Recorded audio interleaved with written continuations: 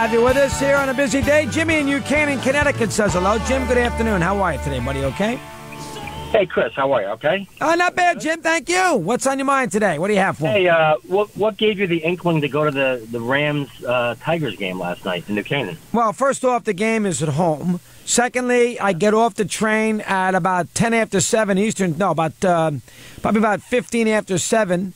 And I can get to my car and get to the game within about 10 minutes, and it's on the way home. So how can I not stop, right? Wow.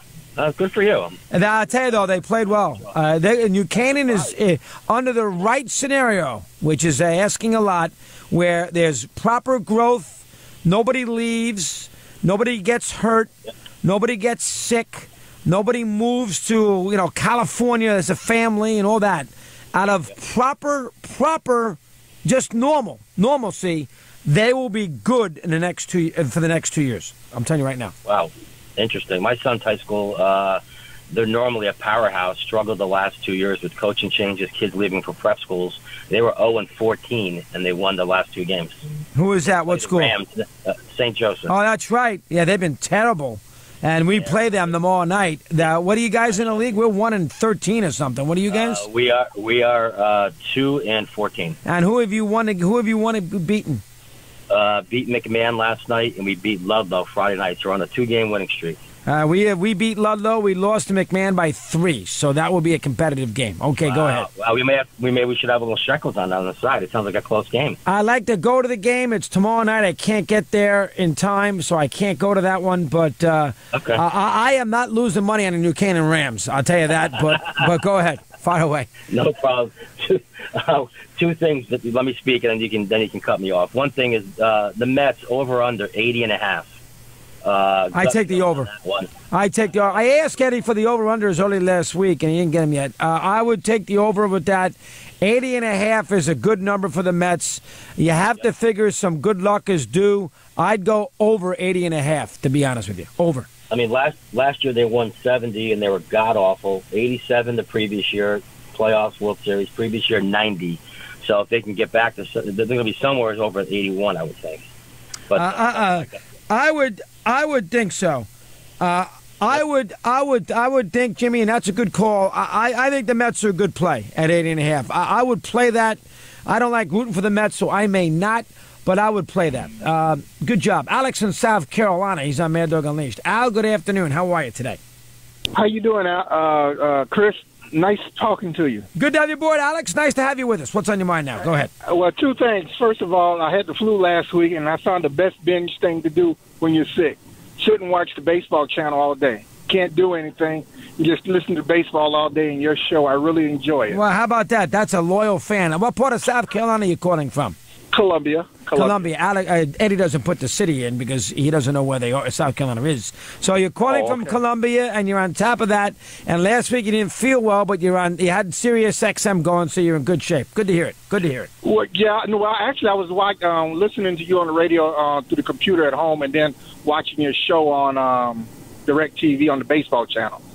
So MLB network. Yeah, I get it. I know where I am. High Heat. There you go. Good for you. I was at High Heat all day today because we did new opens for the show for next year. For this year, they did a good new open. You're going to enjoy the open. Go ahead. Let me hear what's on your mind. Okay. Well, I'm thinking the Cubs now. They're probably one of the top 5 teams in baseball now. They pretty much had the Central wrapped up. Yes, they do. Yeah, they're a very good team. I agree. Go ahead. And you think that they should come out of the National League for the World Series? No, Alex, I wouldn't go that far. Good call. I think the Cubs will be. I think right this minute, if you had a look at the teams that could win a World Series, 93.5 for the Cubs. That's a high number. Right now, if you had a look at a champion in the National League. I think you take the Nationals, Cubs, and Dodgers. I think they would be the 3 favorites. I think the rest of them, as I said earlier, could go in either direction. That's the Mets, the Cardinals, the Brewers, the Giants, Rockies, and Diamondbacks. Any of those 7. I would be off the Diamondbacks right now. The others are to give a chance to. Tom O'Day, a good politician and a big Eagle fan. Let's give him a chance to say hello. Tom, welcome. How are you today, pal? Okay. Hey, Chris. Boy, first off, you should be out there. You should be out there fixing our state. That's the first thing. But secondly, congratulations on a championship. You've been a long-time Eagle fan. Let me hear your take on it. Go ahead. Oh, my gosh. Well, listen, so we were invited to a bunch of parties in New Canaan, but my son, Mikey, and I just watched it in the basement like we've been watching because we don't want to ruin the mojo. Yep. And, man, was that a great game or what? Well, I thought I like to have a little more defense, Tom, in the game. For me, now, as an Eagle fan, who cares? But if you're looking at it independently, I like to have a few 3-and-outs once in a while. Only one punt, a lot of points. That's the one thing I didn't like about the game. It didn't have a blend of any defense. Go ahead. I agree, and it was a surprise to me. But I was happy. Peter, if it wasn't for Peterson, we wouldn't have won. No ifs, ands, or buts, obviously. But his calling was excellent. I'm also going to throw something else in the mix. That 4th and 3 with 6 minutes to go in the game, the Ernst was by far the biggest play of the game. Nothing close. Oh, Nothing my close. God. And that seemed like that play took 10 seconds. You're right. That was unbelievable. Because if they don't get a first down there, Tom, you know what's going to happen. The Patriots are going to go right down the field and put the game away with a touchdown. Absolutely. So, well, I'm heading out to California. Well, what does it mean to you? Give me you've been an Eagle fan your whole life. What's the championship mean to you? Listen, I can die happy now. I will tell you, I'm not always proud of all the Eagles fans, but, man, we've got a passion, and that was such a victory. Mikey dropped down crying on the floor. It was just such a relief and excitement, and it was something I never thought was going to happen. I honestly never thought it was going to happen. Did you think about going to the parade? I did, but I was a little under the weather. I actually had tickets to the Super Bowl, but my son Tommy couldn't leave Utah because he's going for in-state tuition, so I ended up not going to the game, and could have. And the parade, I was just a little under weather, but I ended up watching the whole thing from start to finish. All right, will you maintain your passion for the team now that you finally won a championship?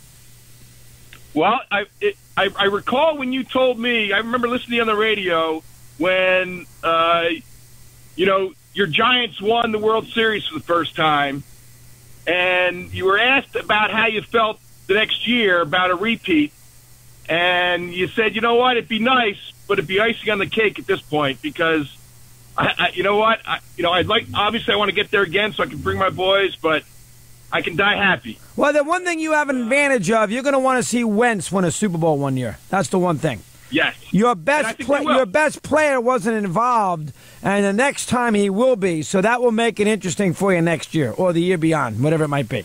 Go ahead. Yes. So, I just want to ask you about my Phillies. Before I do, you actually were thinking about going to the New Canaan basketball game tomorrow when it's Valentine's Day? That's a good point. I forgot about that.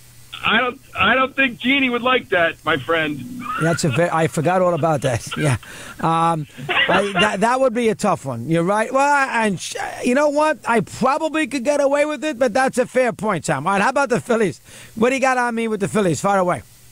Well, listen, I think you still owe me a dinner when the Phillies beat your team. But in any event, what do you think this year?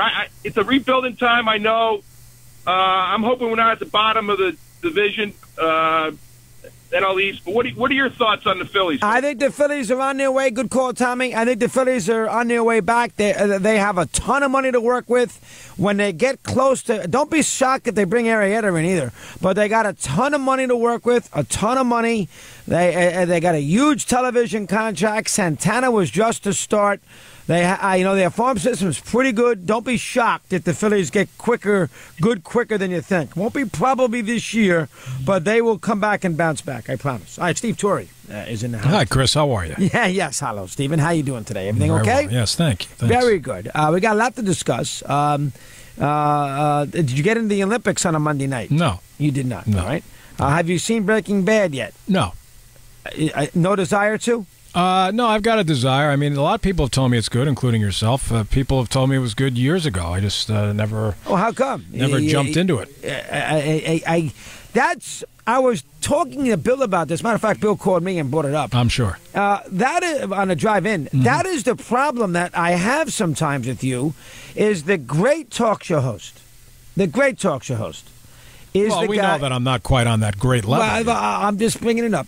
Is the guy or gal who has the ability to be curious, is interested in a lot of things. Mm-hmm. And I have brought up movies and books and TV shows, Band of Brothers, and even getting you to read Sports Illustrated is like pulling teeth. Well, we just got the new Sports Illustrated today with the swimsuit issue on there. I'll probably be going through that a little bit. All right, well, that's not going to help your talk show, but I mean, it might. The point I'm trying to say is, I read the story with Tom Verducci. Well, for Jeter, I begged you to read it for a week. So you popped finally get around it up to on my phone.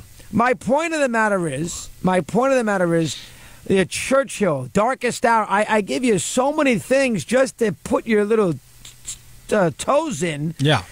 To kind of dabble in the deep end of the pool, and you never seem to. May I ask why? Are you a little bored today, Christopher? No, not at all. Oh. Why? I don't think that's 100% accurate. Oh, all right. Yeah. What did you do today? What, did you kill Steve Kerr today for 3 hours? What did you do? No, I actually didn't really kill him. I thought it was interesting. I think he kind of take both sides of it. But it was a decent conversation first. Did a lot of baseball in hour 2. Jim Bowden came on.